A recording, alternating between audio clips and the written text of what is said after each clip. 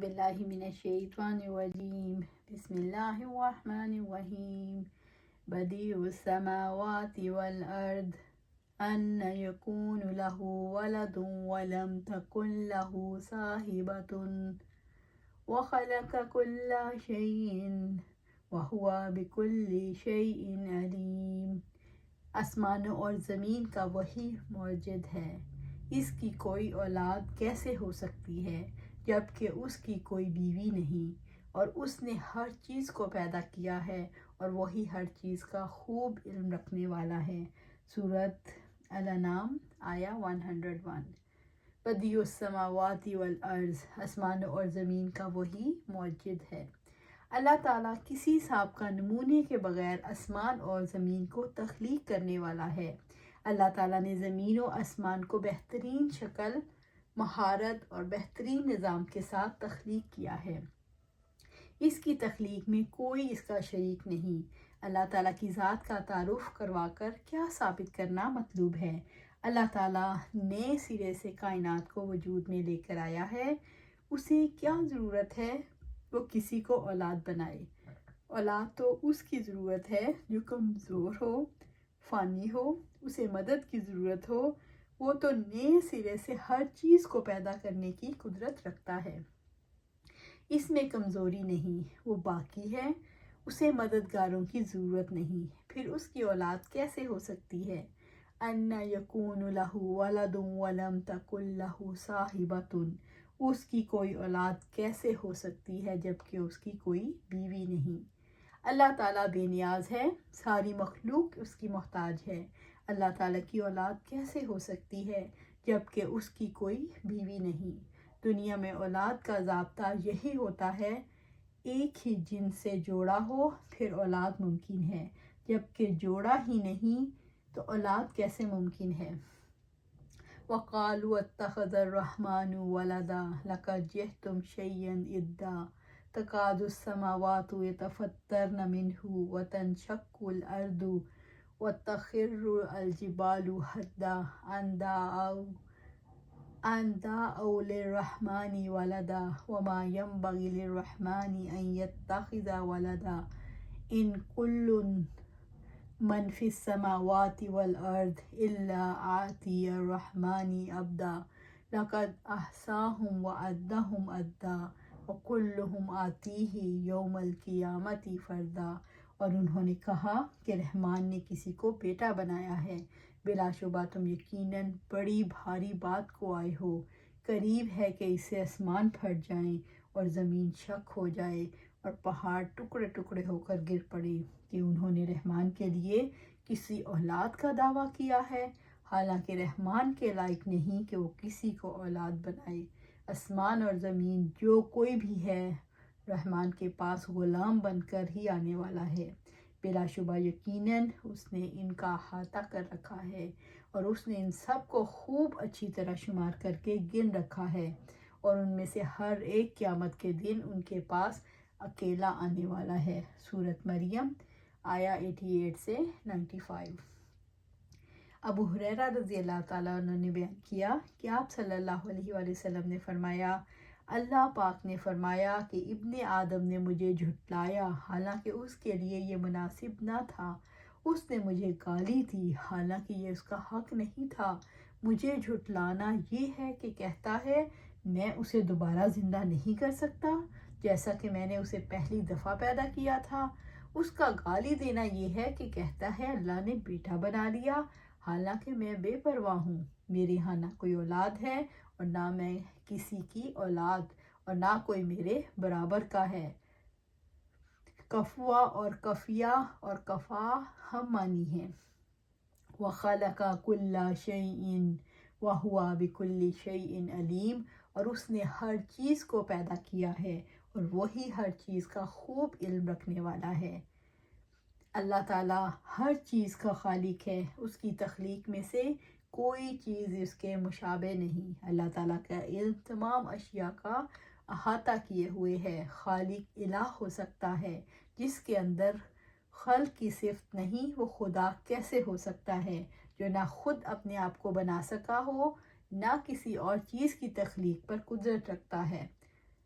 علم والا ہی الہ ہو سکتا ہے۔ جو علیم ہے وہ ہر جز اور کل سے باخبر ہے اور اپنی خبر کے مطابق وہ کام بناتا ہے۔ جو الہ کامل صفات کا مالک ہے، کیسے ممکن ہے وہ اپنی خدائی میں کسی اور کو شریک کر لے؟ تخلیق کے بعد ذکر میں یہ واضح کیا گیا ہے کہ اسے اپنی مخلوق کا علم ہے اور اس کی مخلوق ایک نظام کے مطابق چل رہی ہے۔ اس سے اللہ تعالیٰ کے علم کی وسعت کا اندازہ ہوتا ہے۔ اس نے فرمایا الا یعلم من خلق وہو اللطیف الخبیر، کیا وہ نہیں جانتا جس نے پیدا کیا اور وہ نہایت باریک بین خوب باخبر ہے۔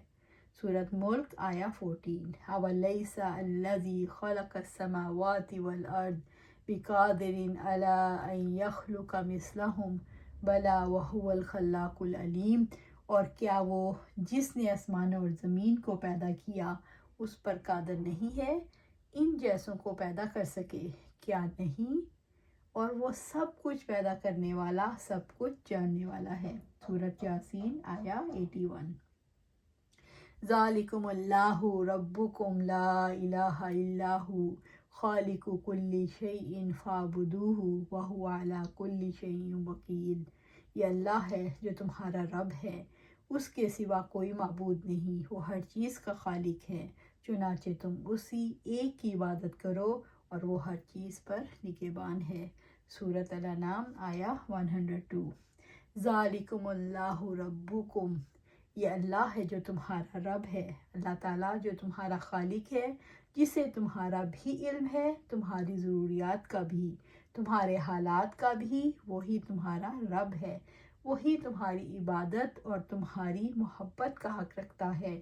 جب اس کے سوا کوئی معبود نہیں تو اپنی ہر قسم کی عبادت کا رخ اس کی طرف پھیر دو، اسی کے لیے عبادت کو خالص کرو، اسی کی رضا کو اپنا مقصد بناؤ۔ اس نے فرمایا وَمَا خَلَقْتُ الْجِنَّ وَالْإِنسَ إِلَّا لِيَعْبُدُونَ، اور میں نے جنوں اور انسانوں کو پیدا کیا ہے تاکہ وہ میری عبادت کریں۔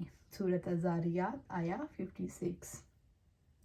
ربوبیت کی اہم خصوصیات کیا ہیں؟ ربوبیت کی خصوصیات یہ ہیں: صاحب اختیار ہونا، تدبیر اور انتظام کرنا، ہدایت دینا، بادشاہ ہونا، حکم منوانے کی پوزیشن میں ہونا، ایسا نظام اور دین دینا کہ لوگ اجتماعی طور پر اس پر عمل کریں۔ لا الہ الا ہوا خالق کل شیء فاعبدوہ، اس کے سوا کوئی معبود نہیں، وہ ہر چیز کا خالق ہے، چنانچہ تم اسی ایک کی عبادت کرو۔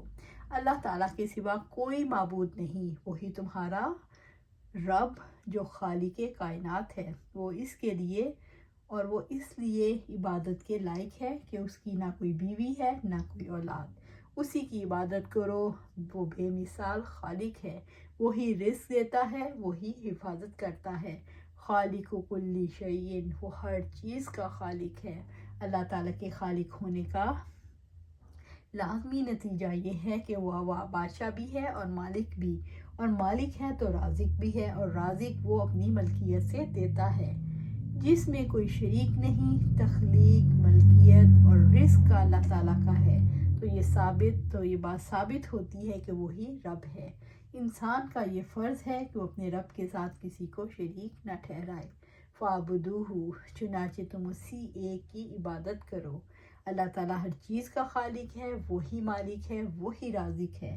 اللہ تعالیٰ رب ہے، تدبیر اور انتظام کرنے والا بادشاہ ہے۔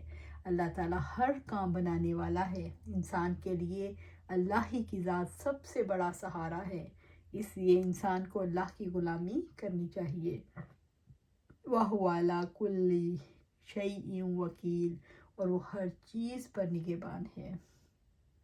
اللہ تعالیٰ اپنی ہر تخلیق کا نگہبان ہے اور حفاظت کرنے والا ہے، ان سب کو رزق دیتا ہے، ان کی خوراک مہیا کرتا ہے، ان کے لیے تدبیر اور انتظام کرتا ہے، اور اپنی قدرت سے ہر طرح کا اختیار استعمال کرتا ہے، وہ ہر چیز پر وکیل نگہبان ہے۔ لا تدرکہ الابصار وہو یدرک الابصار وہو اللطیف الخبیر، نگاہیں اس کو نہیں پا سکتی، وہ سب نگاہوں کو پا لیتا ہے۔ وہ نہایت باریک بین، پوری خبر رکھنے والا ہے۔ سورۃ الانعام آیا 103۔ لا تدرکوہ الابصار، نگاہیں اس کو نہیں پا سکتی۔ انسان کی نگاہیں رب کو نہیں پا سکتی۔ ایک فانی وجود کے لیے ممکن ہی نہیں کہ وہ ازلی اور ابدی ذات کا ادراک کر سکے۔ اسے اپنی ذمہ داریاں پورا کرنے کے لیے بھی اللہ تعالیٰ کو دیکھنے کی ضرورت نہیں۔ انسان نگاہوں سے رب کی نشانیاں پا سکتا ہے، اس لیے اسے جان لینا چاہیے کہ اللہ تعالیٰ محسوس صورت میں نظر نہیں آ سکتا۔ اس کی عظمت اور اس کے جلال اور کمال کی بنا پر نگاہیں اس کا ادراک نہیں کر سکتی، یعنی نگاہیں اس کا احاطہ نہیں کر سکتی۔ اگرچہ آخرت میں اس کو دیکھ سکیں گی اور اس کے چہرہ مکرم کے نظارے سے خوش ہوں گے، پس ادراک کی نفی سے رؤیت کی نفی لازم نہیں آتی، بلکہ مفہوم مخالفت کی بنا پر رؤیت کا اثبات ہوتا ہے، کیونکہ ادراک جو کہ رؤیت کا ایک خاص وصف ہے، اس کی نفی رؤیت کے اثبات پر دلالت کرتی ہے۔ مقصود بندوں کو خوف دلانا ہے کہ اللہ تعالیٰ کو اگرچہ ظاہری نگاہیں نہیں دیکھ رہی، لیکن وہ سب کچھ دیکھ رہا ہے، اس لیے اس کی گرفت سے بچ کر رہنا چاہیے۔ اور دوسرا معنی یہ ہے کہ اللہ تعالیٰ کو اہل دنیا کی آنکھیں نہیں دیکھ سکتی، تو پھر یہ کیسے ممکن ہے کہ کسی دنیاوی وجود رکھنے والے شخص کو اس کا بیٹا قرار دیا جائے۔ آیت سے یہ بھی ثابت ہوا کہ دنیا میں اللہ تعالیٰ کو کوئی نہیں دیکھ سکتا۔ عائشہ رضی اللہ تعالیٰ عنہ سے پوچھا، اے ایمان والوں کی ماں، کیا نبی صلی اللہ علیہ وسلم نے معراج کی رات میں اپنے رب کو دیکھا تھا؟ عائشہ رضی اللہ تعالیٰ عنہ نے کہا، تم نے ایسی بات کہی کہ میرے رونگٹے کھڑے ہو گئے۔ کیا تم ان 3 باتوں سے بھی ناواقف ہو؟ جو شخص بھی تم میں سے یہ 3 باتیں بیان کرے وہی جھوٹا ہے۔ جو شخص یہ کہتا ہے کہ نبی صلی اللہ علیہ وسلم نے شب معراج میں اپنے رب کو دیکھا، وہ جھوٹا ہے۔ پھر انہوں نے آیت لا تدرکہ الابصار سے لے کر من وراء حجاب تک کی تلاوت کی اور کہا کہ کسی انسان کے لیے ممکن نہیں کہ وہ اللہ سے بات کرے سوائے اس کے کہ وحی کے ذریعے ہو یا پھر پردے کے پیچھے سے۔ اور جو شخص تم سے کہے کہ نبی صلی اللہ علیہ وسلم آنے والے کل کی بات جانتے تھے، وہ بھی جھوٹا ہے، اس لیے کہ انہوں نے یہ آیت وَمَا تُدْرِي نَفْسٌ مَاذَا تَكْسِبُ غَدًا، یعنی اور کوئی شخص نہیں جانتا کہ کل کیا کرے گا، تلاوت فرمائی۔ اور جو شخص تم میں سے کہے کہ نبی صلی اللہ علیہ وسلم نے تبلیغ دین میں کوئی بات چھپائی تھی، وہ بھی جھوٹا ہے۔ پھر انہوں نے یہ تلاوت کی، یا ایھا الرسول بلغ ما انزل الیک من ربک، یعنی اے رسول پہنچا دیجئے وہ سب کچھ جو آپ کے رب کی طرف سے آپ پر اتارا گیا ہے۔ ہاں، نبی صلی اللہ علیہ وسلم نے جبرائیل علیہ السلام کو ان کی اصل صورت میں 2 مرتبہ دیکھا تھا۔ ابو موسیٰ فرماتے ہیں رضی اللہ تعالیٰ عنہ کہ رسول اللہ صلی اللہ علیہ وسلم نے ہم میں کھڑے ہو کر 5 باتیں فرمائی۔ اللہ سوتا نہیں اور نہ ہی سونا اس کی شان ہے۔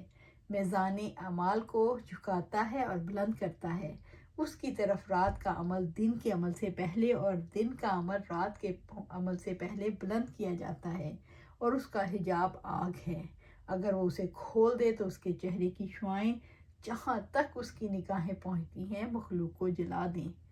ابو ذر رضی اللہ تعالیٰ عنہ فرماتے ہیں، میں نے رسول اللہ صلی اللہ علیہ وسلم سے پوچھا، کیا آپ صلی اللہ علیہ وسلم نے اپنے رب کو دیکھا ہے؟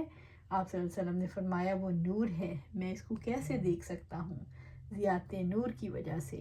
وجوہ یومئذ ناظرہ الی ربہ ناظرہ، بعض چہرے اس دن تر و تازہ ہوں گے، اپنے رب کی طرف دیکھنے والے ہوں گے۔ اللہ سبحانہ تعالیٰ ہمیں ان میں شامل کر دے، ہم اللہ کو اپنے رب کو دیکھیں۔ رسول اللہ صلی اللہ علیہ وسلم نے فرمایا، جب اہل جنت جنت میں داخل ہو جائیں گے تو حق تعالیٰ ان سے فرمائیں گے، جو نعمتیں جنت میں مل چکی ہیں ان سے زائد اور کچھ چاہیے تو بتلاؤ، ہم وہ بھی دیں گے۔ یہ لوگ عرض کریں گے، یا اللہ، آپ نے ہمیں دوزخ سے نجات دی، جنت میں داخل فرمایا، اس سے زیادہ ہم اور کیا چاہیں؟ اس وقت حجاب درمیان سے اٹھایا جائے گا اور سب کو اللہ تعالیٰ کی زیارت ہوگی۔ اللہ سبحانہ تعالیٰ ہمیں شامل کرے، اور جنت کی ساری نعمتوں سے بڑھ کر یہ نعمت ہوگی۔ وَهُوَ يُدْرِكُ الْأَبْصَارَ، اور وہ سب نگاہیں پا لیتا ہے۔ اللہ تعالیٰ انسان کو دیکھتا ہے، وہ بصیرت کی آنکھ سے دیکھ کر رب کو ماننے پر راضی ہے یا نہیں۔ وہ باریک بین ہے جس کے بارے میں اس کی نگاہیں پا لیتی ہیں، وہ بن دیکھے اللہ پر یقین رکھتا ہے، اسی کو وہ جنتوں جیسی نعمتیں عطا کرتا ہے۔ اللہ تعالیٰ وہی ہے جو ہر ظاہر اور باطن کا علم رکھتا ہے، جہری اور خفیہ آوازوں کو سنتا ہے، اس کی بصارت سے کچھ بھی اوجھل نہیں۔ اللہ تعالیٰ کو پہچاننے کے لیے کیسی نگاہیں چاہیے؟ بصیرت کی آنکھ ہی اللہ کو پا سکتی ہے۔ جو بصارت سے دیکھنا چاہتا ہے وہ اللہ تعالیٰ کو پہچاننے سے محروم رہتا ہے۔ وَهُوَ اللطیف الخبیر، وہ نہایت باریک بین پوری خبر رکھنے والا ہے۔ اللہ تعالیٰ اللطیف ہے، وہ باریک بین ہے، اس کا لطف و کرم ہے کہ اپنے بندوں کی طرف اپنی طرف آنے کا راستہ دکھاتا ہے اور ہمیشہ کی جنت میں پہنچاتا ہے۔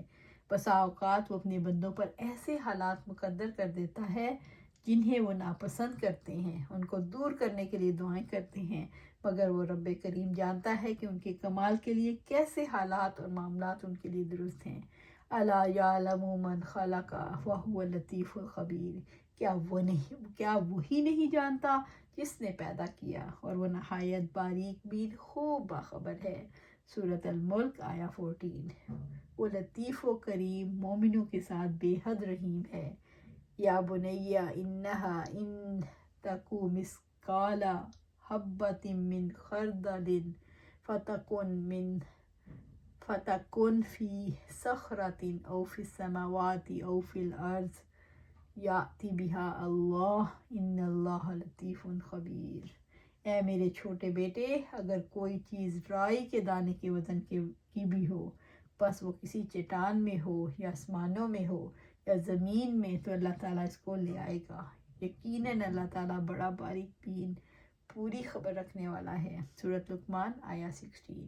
اللہ تعالیٰ خبیر ہے، اس نے اپنے بندوں کو خبردار کیا ہے، ان کی ہدایت اور گمراہی ان کی اپنی ذات کے لیے ہے۔ اللہ سبحانہ تعالیٰ سے دعا ہے اللہ سبحانہ تعالیٰ ہمیں اپنا توکل عطا فرمائے، اللہ سبحانہ تعالیٰ ہمیں قیامت والے دن جنت میں ہمیں اپنا دیدار نصیب فرمائے، اللہ سبحانہ تعالیٰ اپنا دیدار نصیب فرمائے، اللہ سبحانہ تعالیٰ اپنا دیدار نصیب فرمائے، اللہ سبحانہ تعالیٰ ہمیں جنت الفردوس میں جگہ عطا فرمائے، اللہ سبحانہ تعالیٰ ہمیں دین قائم کرنے والا بنائے، ہم قرآن و سنت پر عمل کریں اور صراط مستقیم پر چلیں اور اس پر ہمیں استقامت عطا فرمائے۔